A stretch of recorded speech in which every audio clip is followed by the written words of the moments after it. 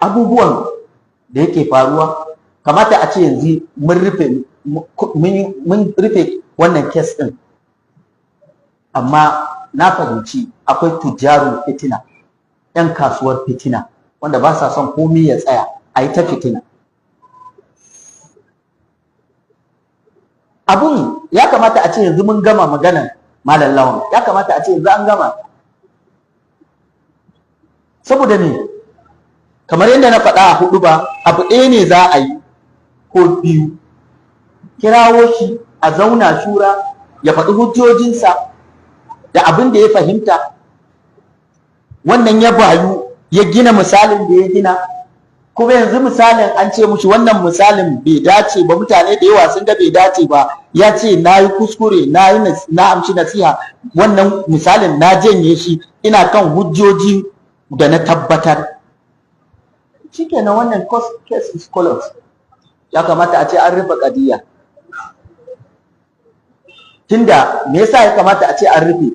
Abu na farko dai misalin da ya buga ya faɗa cewa ya buga shi ne akan daman ya korewa manzo sallallahu alaihi wasallam waɗannan abu, shi yasa yake so ya kore mu'jizar. To da yake so ya kore ba mu'jiza bane ba, har ya buga misali. To wannan misalin tunda ya so su daga zukatan mutane bai kamata a buga, tunda akwai waɗanda suke ganin hadisan sun inganta ko kuma sirar ta inganta, sai suka ga kamar an yi muƙarana. To yanzu ya zo ya bambanta kuma da bakinsa ya faɗa. Amma bayan an tashi, unfortunately abun mamaki, wasu daga cikin malamai na shura sai na ji suna ta wasu maganganu, kuma mutane ne masu girma a gari, masu wanda bai kamata ba ce sun shiga wannan. Ɗaya daga cikin maganganun da ganin maganar Profesa Mai Bishira da barista ɗan almajiri da wasu malamai da na ji maganganunsu. Wannan maganganun ƙara dawo da ƙadiyyar ne, ƙara dawo da rigingimin ne, ƙara dawo da fitina ne a tsakanin al'umma. Ya kamata mu gaya kan mu gaskiya.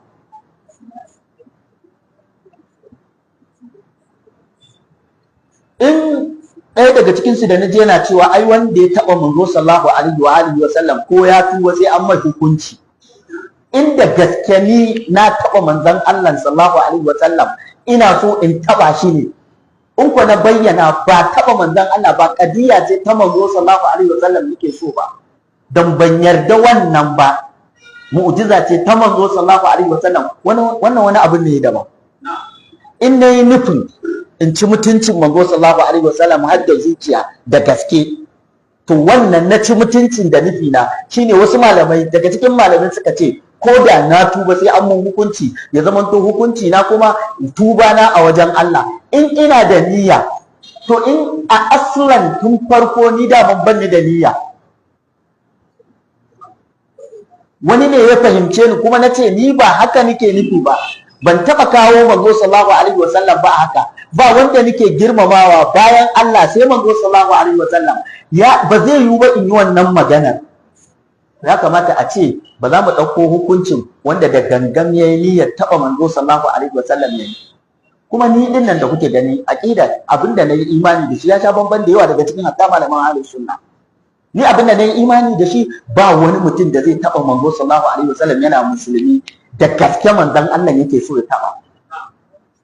Wanda karmawi wannan magana da ni a zuciyata bai so ya taɓa manzo sallallahu alaihi wasallam yake. Misali yayi kuskure, shatahat na sufiya akwai shi da yawa a malaman sufiya, haka ne kawai a kirawo shi kuskure ne, wannan kuskure ne, amma intentionally da dangan musulmi ya ce wa manzon Allah yake so ya taɓa, ni ina ganin ba zai yi ba. In ku haka ne mai amfanin musuluncinsa? Babu wannan. Kan mu rinka taruwa muna junan mu shari, kan mu taru muna, in waɗanda su ƴan shura suna ganin cewa an yi wa Abdul Jabbar abin da aka yi, sai ai Abdul Jabbar na faɗa cewa ai bai yarda ba da gyaran da aka kawo mishi ko ta ko ina. Yau Abdul Jabbar ya dawo ya ce ya faɗi dalilai, kuma ya ce wannan misalan da yake buga kuskure ne, ya amshi nasiha ya yafe, shi ma ku yafe mai ya fito ya ci gaba. sai me sai kun tsaya sai kun biye dole sai kun yi mukarana sai kun hada da abin da ba ɗaya ba. Shi ya fito Abdul Jabbar yayin yanda malam Lawan yayi, in yayi haka shikenan ku fito da shi.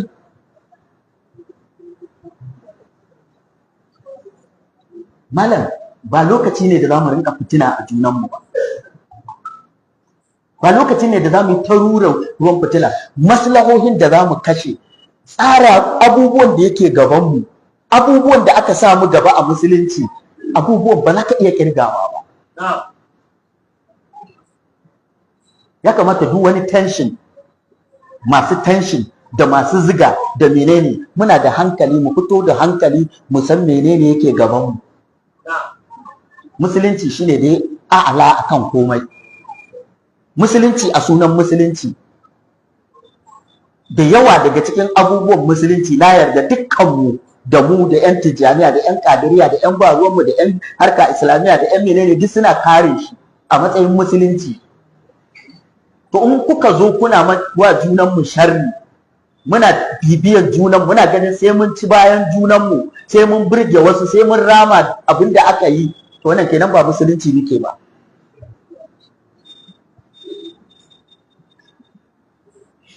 Har ma na ji kishin cewa ɗaya daga cikinsu yana cewa ai a wannan sai mun kai shi birsin shi ma. Wannan ƙara da hawa fitila. Ya kamata ita shura wazirin Kano, mai girma wazirin Kano, da shi gwamna da sakataren shura ɗin da manyan malamai masu mutunci da suke ciki, Abdullahi Oye su wane ne, duk wanda suke ciki ya kamata su san cewa su dubi ƙadiyyar nan ba ƙadiyya ba ce da za a rinka zuba mata fetur, ana zuba mata kananzir ta tashi har wani yana ikirarin cewa sai mun ɗaura wani.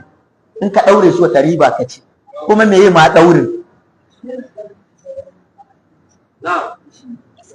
Ba wai tsoron ɗauri muke ba, menene ɗauri? Cikin manyan malaman suwaye ba a ɗaure ba, Ibn Taymiyyah an ɗaure shi, Imam Malik an ɗaure shi, Ahmad bin Hanbal an ɗaure shi, malamai da yawa a musulunci, Abu Hanifa an ɗaure shi. Sai me ɗaure? Amma mu abin da muke kira ba wai tsoron ka ɗaure, da kai ta cewa ai za mu ɗaure ma Allah, ɗaure shi sai me? Amma abin da muke so, kai yanzu so kake ai ta zuba fitinar ruwa, ai ta zuba fitinar wuta maimakon a zuba mata ruwa. Kuma akwai abubuwa da yawa da muka yi da ku na kare addini tare.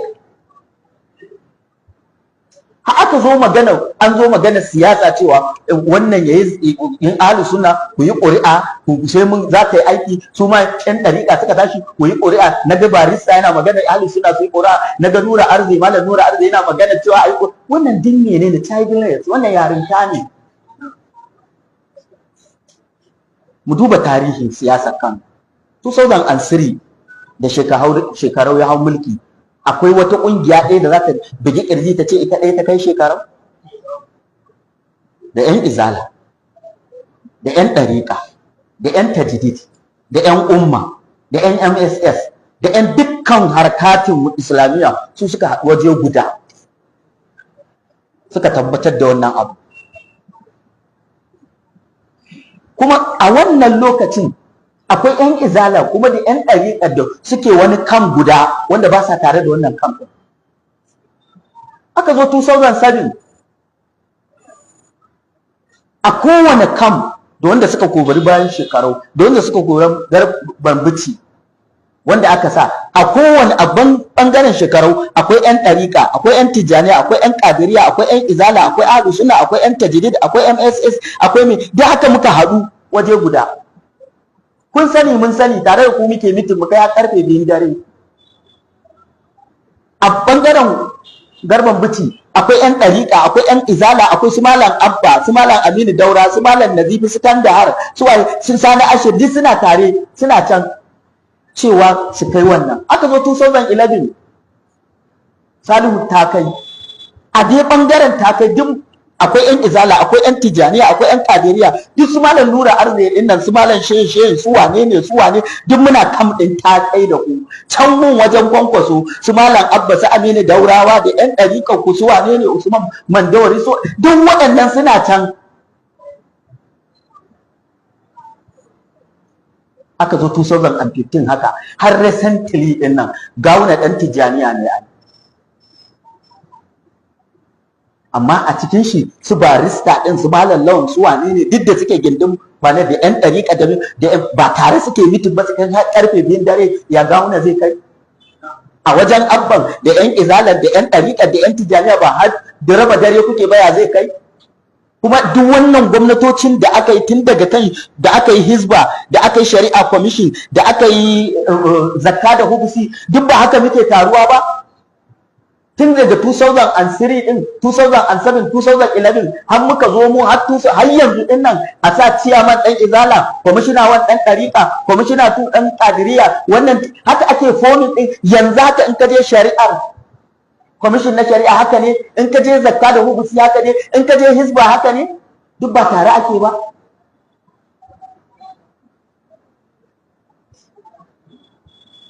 Amma yanzu ku fito mana da wata fitina, kuma duk wannan fitina fa da za a fito da ita ba magana ce kawai ta zaƙin baki, amma batta a aikace. Dan na tabbatar wallahi duk yanda nake malami nake kira nake jawo ayoyi nake jawo hadisi da ƴan kwankwasiya nan muna zaune da su ba su taɓa daina zaɓen kwankwasa ba. Ga ma mai kyamarar mu mujahid bai taɓa daina zaɓen kwankwasa ba. Bai taɓa kuma abba ya zaɓa kuma abba zai ci gaba da zaɓa suna nan da yawa. Mu abin da yake gabanmu kadiyar da take gabanmu ya za mu haɗu mu zaɓi mutumin kirki ɗan ko ina ne adami na ƙwarai tijjaniya yake ƙadiriya yake izala yake wane ne yake mutumin kirkin da zai fitar da al'umma cikin musiba da bala'i wanda ya iya mulki ya iya shugabanci shi muke so wannan tunanin muke so ba tunanin ƙara raba mu ba tsa'ifiya yanzu ka zo ka raba mu akwai manyan malaman ahlus sunna abokan siyasar su yan dariƙa ne kuma har gobe mitin suke da su yanzu so kake mu rabu su ma su rabu shikenan su fitar da dan karan duk waɗannan yan takarar da muke gani wai wane ne ma zai hidimta ma addini naka 100%? Dama duk ba muke gani shikenan yanzu yan boko yan siyasa wanda su ba ruwan su ma intima'un dan tijaniya yazo su zo akwai yan takarar fa da mun sani da gudu in shugabannin ɗariƙa za su zo zai sa ajiye mishi ƙaton carbi a ajiye a gefe ɗaya haka yana lazimi su zo su in yan izala za su zo ya maza ya ɗage wandonsa ya taje gemun sai na shi assalamu alaikum rena mana hankali fa suke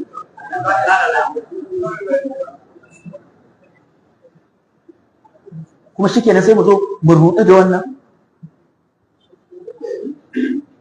wannan fitina ce duk abu in ya taso na musulunci na ɗan takarar musulunci ba ma tunanin ɗan ina ne lokacin da aka dunkule aka zaɓi shekarau 2003 shekarau ba ɗan izala ba ne ba ɗan umma ne amma ba wani ɗan 70% na yan izala sun zaɓe shi kaɗan ne ba su zaɓe shi ba lokacin da aka zo zaɓe wato ina so in nuna muku ba wani magana ƙuri'ar Kano ba ta determine ɗin ɗan waye kai kawai determine take siyasa ce take zuwa in ɗan kaza ne kawai siyasar mu ta da mu jaje in kuka fito mana da wannan fitinar ko kuka ja wancan ya ja shikenan to wa zai zama gwamnan kenan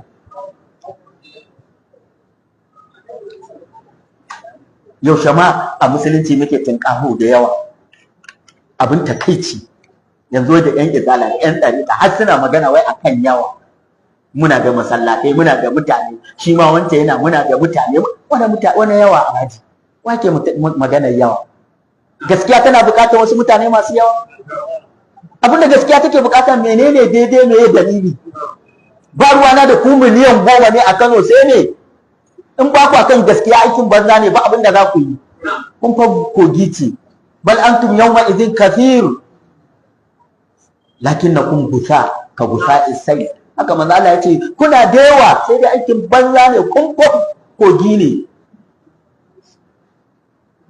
ashe mu ba magana ce ta mutum yawa masallatan mu nawa a Kano mutane nawa a Kano jama'a nawa ne mu ba wannan muke magana ba mecece gaskiya wane ne dan takara da zai kamanta gaskiya ba ma gaba da wani a matsayin wani ko a maganin siyasarsa abin da ya kamata mu gina a matsayin wane ne kai, me kake ɗauke da shi, me za ka wa al'umma.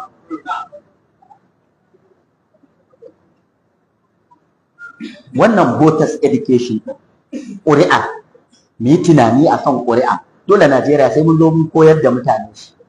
Wallahi da na je Ghana na ga voters education, masu ƙuri'a sun waye fiye da mu. Na je na samu ɗan takarar shugaban ƙasa musulmi ne, wanda ya ci musulmi ne, Mahama ya yi ridde ya koma Kirista, ya koma John Mahama, wanda sunansa John Muhammad Abdulrahman, ya koma Kirista. Shi kuma wancan musulmi ne, amma musulmi gabaki ɗaya suka zaɓi Kiristan nan shine shugaban ƙasa yau. Muna zuwa gane malamai, wasu daga cikin magoya bayan wancan musulmi suka zo suka same mu, muna daga cikin matsalar mu, musulmi sun ƙi zaɓen musulmi ɗan uwansu, sun zaɓi Kirista. Suka mana bayani komai da komai, wata gudunmuwa za mu bayar, tunda muna huɗubobi a Ghana, muna yin wa'azuzzuka da sauransu. Na samu wasu daga cikin malaman Ghana manya, muka zauna da su da al'umma, na tambaye su ya za a yi ga ɗan takara musulmi, ga wannan Kirista ridda ma ya kuka zaɓe shi, ya samu duk ƙuri'un musulmi a cikin 100 ya samu wajen 80% na ƙuri'un musulmi, kuma Kiristan da ya ridda. Suka faɗi dalilai, suka ce suna da dalilai. Dalilansu na farko suka ce wannan jam'iyyar tasu jam'iyya ce da aka gina ta akan ƙabilanci, kuma sun kori mutanenmu daga Ghana, kuma suna da wannan dalili. Ƙabilancin da aka gina ta akai, shi ba zai iya, musulmin ba zai iya control ɗin waɗannan da suka ɗora shi. Daman sun ɗora shi ne don musulmi su fito su zaɓe shi, ko bai isa ya hana su abin da suke so su hana ba, tun da Ghana maganar jam'iyya ake, ba maganar ɗan takara ba. Ya ce wannan shi kuma wannan Kirista ya yi a baya shekara 4, wannan musulmin shi yake deputy vice president a lokacin da suka kada suka yi shekara 8, su suka lalata mana ƙasa, shekara 8 yana vice president, da shi aka haɗu aka lalata ƙasar. Wannan kuma da shekara 4 kafin su zo ya fi ɗora Ghana akan track. To ya aka yana nan yana vice president, suka yi shekara 8 suka lalata ƙasar mu, kuma ya zo shugaban ƙasa su ƙara ficiya da wannan tsarin. Shi yasa muka dawo da wannan Kiristan da ya yi domin ya ɗora mu akan daidai, kuma kun gani gashi alhamdulillah ya ɗora Ghana akan track ɗin da muke fahimta. Wannan kaga voters education kenan, suna da hankali, ba a ruɗe su ba da musulunci. Suna aunawa me ya kamata a yi, wa ya kamata, wa ya cancanta, me za a musu. To ashe ya kamata abinda ba raba kan al'umma ba, mu koma ɗa'ifiya, mu koma wannan rigingimin na iska da ba su da tushe. Ya kamata mu gina ma al'ummar mu yadda take cikin bala'in nan, ya za a yi a ɗora ta akan daidai. Haka muna kira da su shugabannin shura, ga wasu fa ko a cikin shura abinda suke faɗa, za a yi kaza suna ta faɗa al'umma, kuma al'umma duk suna kira mu suna faɗa mu. Shin ku kuka yanke hukunci kuka faɗa musu abin da za ku yi, ko kuma su suka ƙaga? Ɗayan biyu, ko dai ku kuka faɗa musu, daman kun shirya in an zauna duk abin da zama ya kaya ku ɗaure ma lawan, kamar yadda wasu daga cikin ku suke faɗa, ko kuma za ku yi adalci ku faɗa abin da sakamakon suka dole ku faɗa mana me kuka yi niyyar yi. Kamata ku ji tsoron Allah, ba kawai wani ya zo janibiyan daga gefe ba, ya zo yana ziga ka, kana tashi kana ta maganganu a jarida, a rediyo, a menene, kuna fasa kan al'umma, ana ƙara shiga wata rigimar da ba gaira ba dalili. Allah ya mana muwafaka.